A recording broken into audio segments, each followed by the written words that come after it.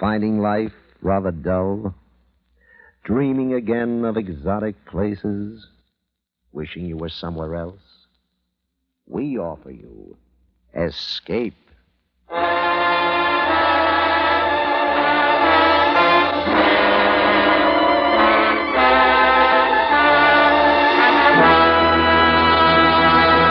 Escape with us now to Western Europe and an exciting story about the most murderous group of men on Earth, as Anthony Ellis tells it in A Bullet for Mr. Smith.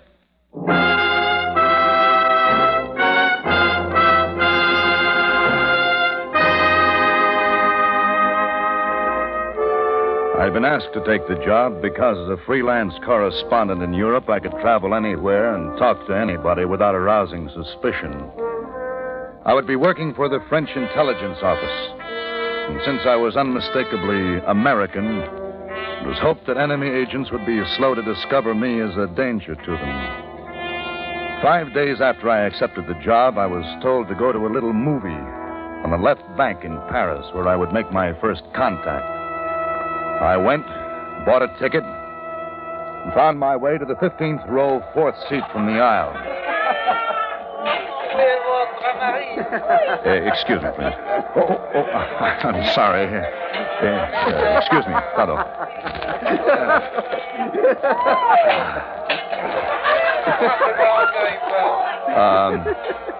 Excuse me. Yes? Could you tell me the time? The time? Please. 9 o'clock, monsieur. 9. Exactly? 9 exactly. The man we're looking for calls himself Smith. He may be English, but we don't think so. Where do I find him? We don't know. He was in Paris 2 days ago, but we have an idea he's headed for Switzerland. Any description? Very meager. About 6 foot, 180 pounds. Dark, small triangular scar on upper lip. Okay. There is a tobacco shop in a village called Devon. It's on the Swiss border. Owner's name is Mont, one of our men. Better go there. Get Smith. Kill him if you have to. Right.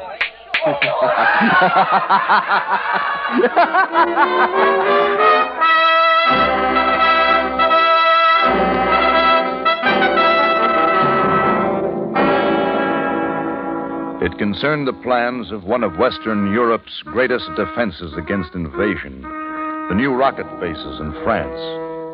Somebody had gained access to all the details of those rocket bases, but it remained to find out who, and then to stop him before he could get them out of the country. By midnight, I was on my way to the Swiss border. The next afternoon, I reached Devon and found the tobacco shop of my contact, Mont.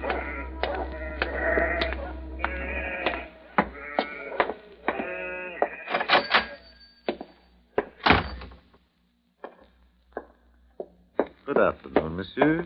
I'd like some tobacco. Something different. Of course. I make a blend. Perhaps you will be good enough to judge it. Blend de Mont. You are Monsieur Mont? I am, monsieur. You've been highly recommended in Paris. I'm buying the tobacco for a friend of mine. Mr. Smith. Mr. Smith. One moment, please.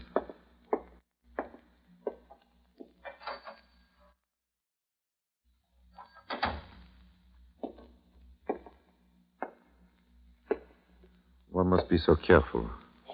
This way, please. All right.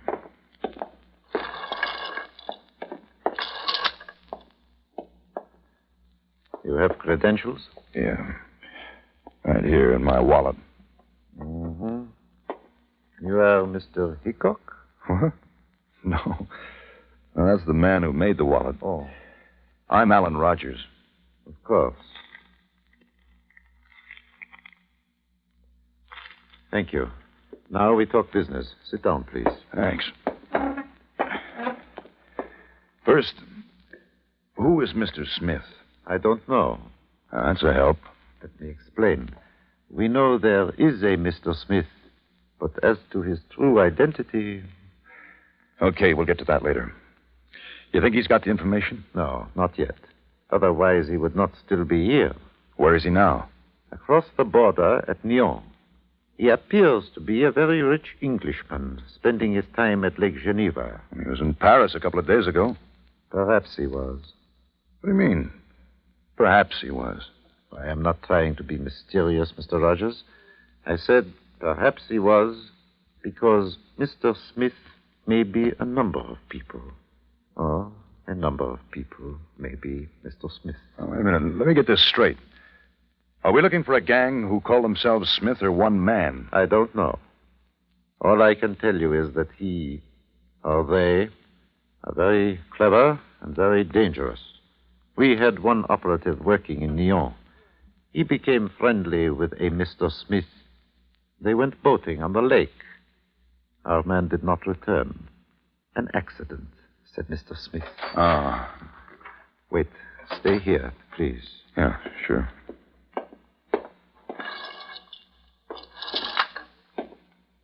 Good afternoon, mademoiselle. How may I serve you? A pack of Demurier cigarettes, please.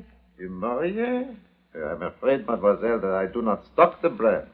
They seem awfully hard to get here. All right, players, please. Certainly. Any luck, my dear? I'm afraid not. Only players. I just remembered. Du Maurier, was it not? There may be some in the back room.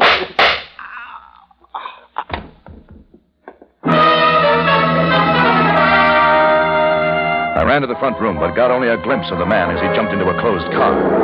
He was tall and wore a mustache. I couldn't see the girl. Mont lay beside the counter, a package of players clutched in his dying hand. I knelt beside him. He was trying hard.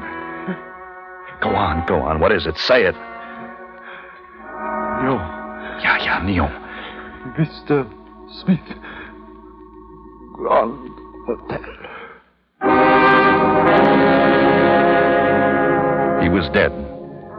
So I notified the local police, then took a bus the 7 miles to Nyon.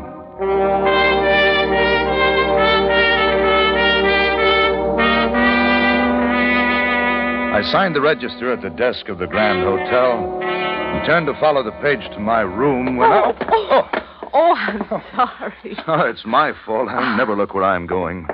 I hope you didn't break the mirror. Oh, no, You're American. Yes. New England? Vermont. Wonderful. I went to Bennington. Oh? My name's Mary Donnelly. My name is Rogers. Alan Rogers. Oh, I'm so homesick for some good American talk. Will you buy me a drink? Why, sure.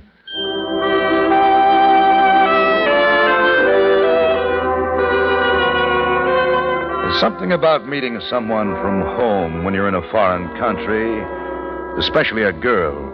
That is, most girls, but not Mary Donnelly. I'd never met her before, but I knew her voice. She was the girl in Mont's tobacco shop. She'd been with whoever killed the French agent. And I had a hunch that was Mr. Smith. And so my parents, being filthy rich, decided the best way for me to forget the cad was to send me to Europe for a year. So, here I am. Huh? Nice way to forget a cad. What about you? What are you doing in Switzerland? Vacation. I had a job in Paris and got tired and decided to come here. I wanted to see the rest of Europe before it blew up. Oh. What? You sound disappointed. Oh, no, not really. I thought perhaps you might be a Secret Service man or something. Sorry. I'm being romantic. You do look the type, you know. Oh? Is there a type? Oh, yes. Handsome, square jaw. No, that's a broken jaw. I got it in a football game, along with the name Whiz. Oh, that's a candy bar, remember? Hey, you're right. I never thought of it before. But the jaw looks very distinguished. Yeah? Well, it aches when it rains. It does. Looks like we've got company. Oh, so here you are, Mary. Why, sir, I hope I'm not interrupting. Of course not. Mr. Rogers, I'd like you to meet Mr. Warwick Smith. Mr. Smith. It happened as quickly and uneventfully as that. Mr. Smith, the same man I'd seen leaving Mont's tobacco shop. It was all very chummy and well met. We had cocktails, we enjoyed one another's company, and to look at the three of us, you wouldn't have thought that espionage and murder sat with us. You mean to say that you haven't seen Geneva yet? No? Well, that's capital. We must take you, Mary? Of course. Fine. Will you both join me for dinner? Oh, well, I hate to break up any plans, but Not at all, I insist. And then afterwards we can take the launch down to Geneva. It's a lovely trip. Monsieur Warwick Smith? Here, boy. Excuse me. Telephone call, monsieur. Thank you. Will you take it here? No, thanks. I shan't be a moment. You order another round, Rogers. Right. Merci, monsieur. Oh, he seems to be a nice fellow. Oh, Warwick? Yeah. Yes. Mr. Rogers, Yes? would you do me a favor? Well, I can try. I know it sounds strange, but please, don't go with us to Geneva tonight. Why not? Please, just leave the hotel, go back to Paris. I can't tell you anything else, but do as I say. Please, go away.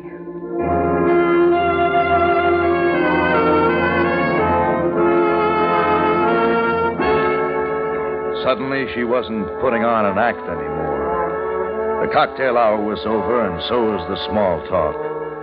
Mary Donnelly wanted me out of the way, and yet I was pretty sure she didn't know what I was after.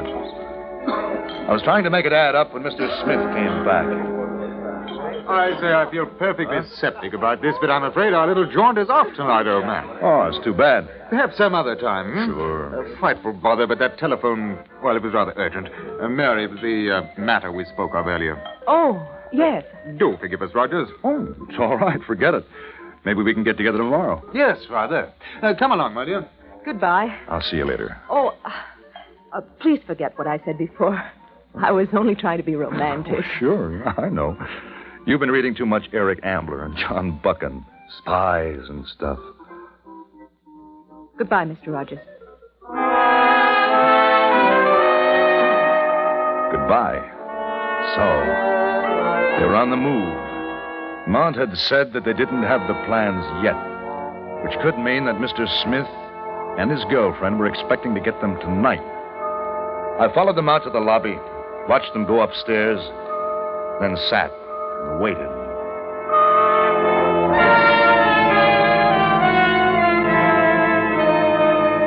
They came out of the elevator together and left the Grand Hotel. I followed. It wasn't hard. They headed straight for the Nyon Railroad station. Hey, monsieur. Say, a couple of friends of mine are taking the train tonight. They just bought tickets. A tall Englishman and a pretty girl. So, yes, of course, to Basel. Wagon lit number 6. You are seeing them off? No. I'm going with them.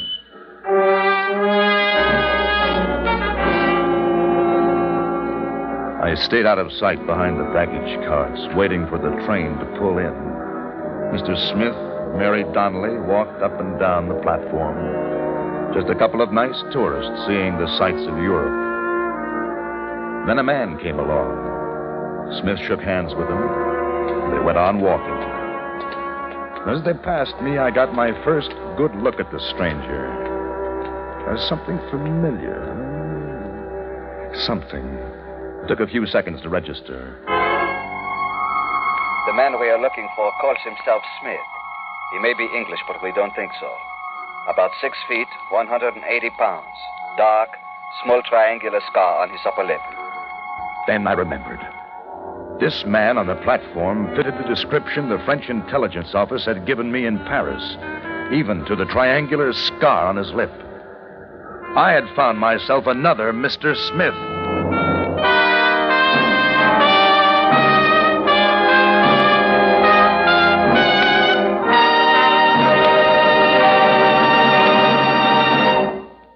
Escape under the direction of Norman MacDonald returns in just a moment.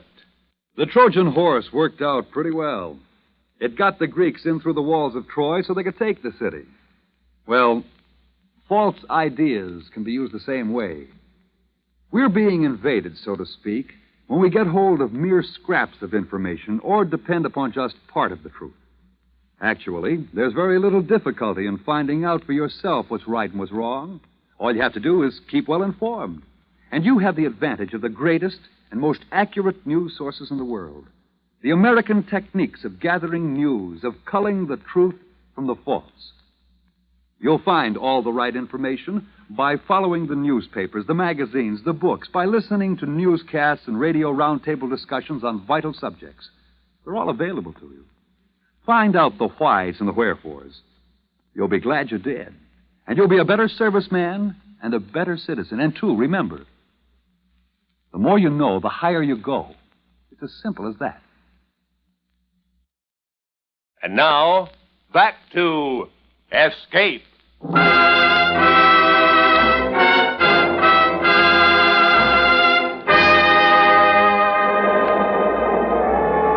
I sat in my compartment and tried to figure on my next move.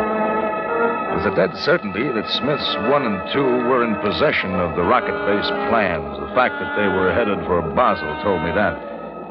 Just across the Swiss border was Lörrach in Germany. That's a matter of 6 or 7 miles from Basel, and once inside Germany, it would be easy going for them to points east. I had to stop them before we got to Basel. But I was on a Swiss train, and the Swiss are the most neutral people in the world. They can get real tough about their neutrality. I knew I couldn't get anywhere trying to hide, so I went to the lounge car to let them know I was aboard. Mary Donnelly was sitting in an armchair looking out into the darkness. Hi. What are you doing here? Going to Basel? But I know. Let's say I'm romantic.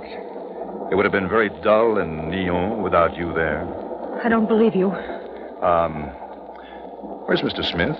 Let me alone. Well, they didn't teach you much about manners at Bennington, did they? Please. What's the matter? Nothing. Oh, I thought you'd be glad to see me. Listen, please. If they know you're here, they'll... They'll what? Don't you understand? Mr. Smith isn't what you think. Really? You must believe me. It's serious. They'll think you're following them. I am. You... Well, I'm following you, too. Oh, you fool. Why can't you... Well, Mr. Rogers. Mary, you didn't... What a surprise, Mr. Smith? Quite. I'd like you to meet Mr. Tall Chief. Mr. Rogers. Mr. Tall Chief, how do you do? Why don't we all have a drink to celebrate? I mean, we only just said goodbye to Mr. Rogers and Neon. Yes, a happy reunion, eh? You didn't say you were going to Basel, Mr. Rogers? No, I didn't, did I? Well, I'll order at the bar. Is Johnny Walker all right? Fine. I'll go with you. I like my drinks just so. That's the trouble of these parties. Nice fellows. You know, when you're traveling, you really... You're an American agent, aren't you? No. You are. No. Just working for a country like you. They know it, too. I didn't think my being here would fool them for long. They'll kill you, you know. Oh, in a Swiss train? That'd take some explaining. If it were Czech or Hungarian... They'll do it. It'll be an accident. Like the others? Like the tobacconist at Devon? Oh, did you? I was there in the back room. And you knew who I was all the time. I knew what you are, too. What's the matter? You homesick? Oh, shut up. Where are you going? I don't know anywhere. I can't stand it. You might try jumping off the train. It'll be quicker than a long trial.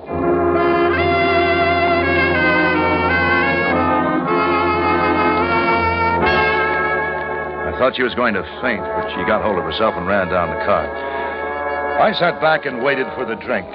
It was going to be quite a game from here on. They knew, and I knew. And the question now seemed to be who carried the stolen plans, Smith, Tall Chief? Or was Tall Chief really Smith?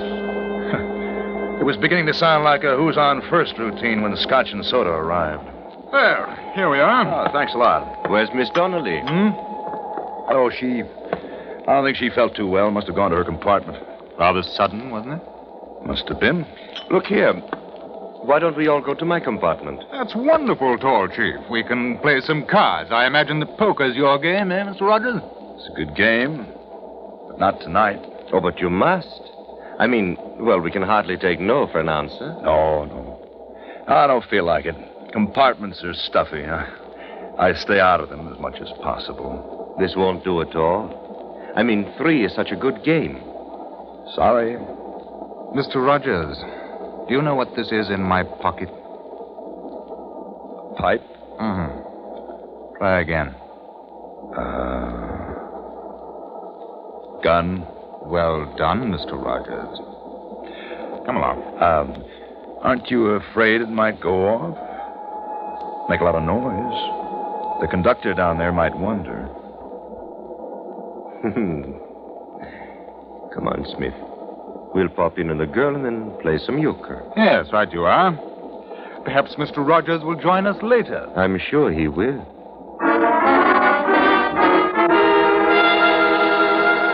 I'd won that round. They tried to bluff me and they lost out.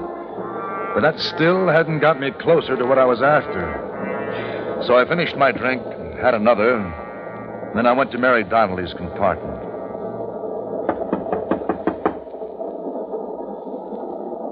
Yes? Rogers. I don't want to talk to you. I'll bet you don't.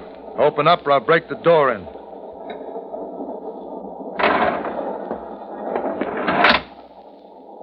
Mr. Smith is in the next compartment. Then we'll keep it quiet. Can he get in? Is there an adjoining door?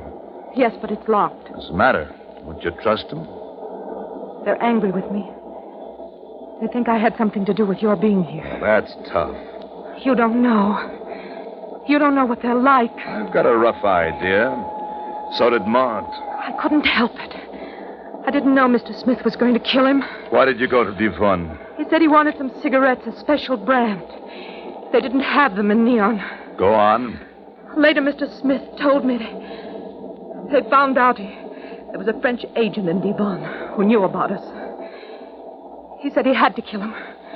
We were so close to getting the plans, nothing could interfere. Which one is the real Mr. Smith? Tall Chief? I don't know. Are there others? Yes. It's a code name. Okay. Doesn't matter then. Who's got the plans? I don't know. Where are you crossing into Germany? Laura? I didn't want to go. I didn't know what they were like. Well, now you know. It was like a game at home in college. We used to sit up drinking Cokes and tearing up democracy. I didn't know. Sure, honey. You didn't know they play real rough. Bullets and everything. Please don't. I was wrong. I was wrong. You sure were. Listen, I'll help you. I will. You expect me to believe that? Yes. I don't know what I can do, but trust me. I'll help you get the plans back. You know what it means if they find out? I know. I want to help you. It's not me you're helping. It's a lot of other people you don't even know. Okay. Come on.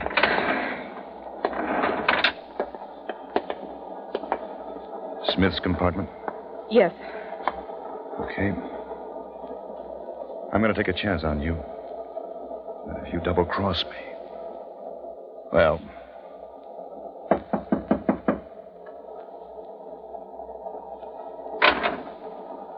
Hello, Mr. Rogers and Mary. Hello. You're feeling better, hmm? Come in. Thank you. Thank you very much. All right, both of you. What? Go back to the wall over there. Go on. Oh, now look Let's here, old cut boy. that. You can do better in your own language. Get back. Now, I want those plans.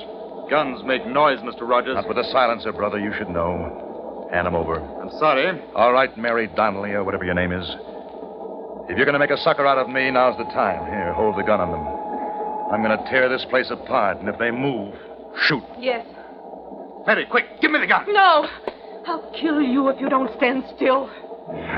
That's what I wanted to know. While she stood there holding the gun, I ripped the place up and down. Their suitcases, chairs, light fixtures, carpeting, everything. Anywhere that a microfilm or shredded paper could be hidden, but it wasn't there. I searched the two men, and I searched them thoroughly, but there was nothing. If one of them or both had memorized the rocket-based system, I was sunk. And they wouldn't talk, so there was nothing to do but wait.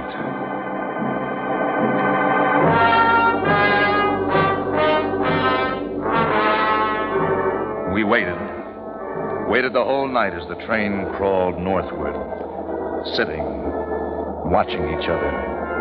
The girl sat staring out the window. Tall Chief read a newspaper and then handed it over to Smith. I held the gun. And we waited. We'll be in Basel in 3 minutes, Mr. Rogers. Isn't this rather ridiculous, Mr. Rogers? Obviously you've beaten. Why don't you go back to your own compartment? We change at Basel for Laura. If I have to, Mr. Smith, I'll kill you as the train stops. I'm going to get those plans. My dear fellow, if you kill us, do you think for 1 minute that another won't get through with the plans? I don't think so. You've got them somewhere. And you know you can't get another copy. It was a shot in the dark. But as soon as I said it, I was sure I'd hit something. They were getting nervous. Tall Chief's eyes started to twitch. I kept up the pressure by tightening my finger on the trigger. Mary Donnelly just stared at them. Once the train stopped, I was finished. Either I shot them down or gave up. The train was beginning to slow down when I saw the headline on the newspaper lying at my feet. It was only a second, but it was enough. Mary, hold the gun. What is it? Right under my nose. I've got it. English paper dated January 13th, night edition. Well, that was last night. That's right.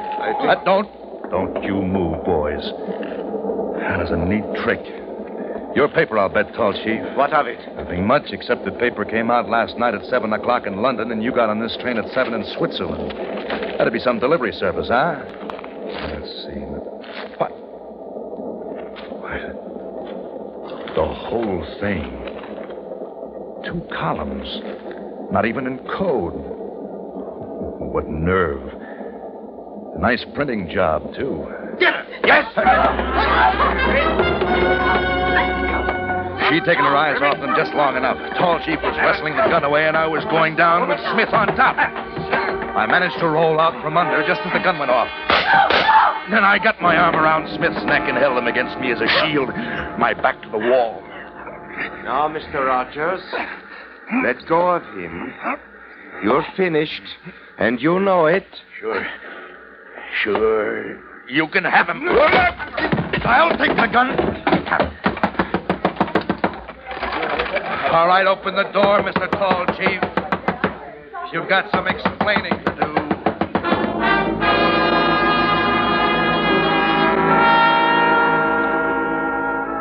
There was nothing to do for Mary Donnelly. She'd been hit when the gun went off. I'd like to have told her that everything was okay, but... well, I guess she knew it. I'd fix it so that in the report her family would never know. That's the least I could do. The Swiss authorities in Basel were tough. They had Smith and Tall Chief for murder. Me? Well, I was an innocent bystander. They let me go. I went back to Paris with a newspaper under my arm. My job was finished when I turned it over to the country that hired me.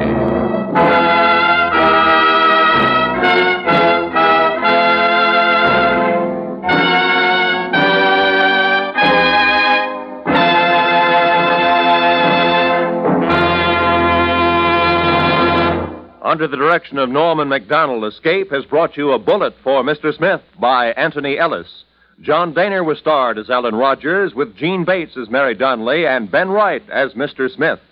Featured in the cast were Larry Dobkin, Harry Bartell, Edgar Barrier, and Jack Crucian. The special music for Escape was composed and conducted by Del Castillo.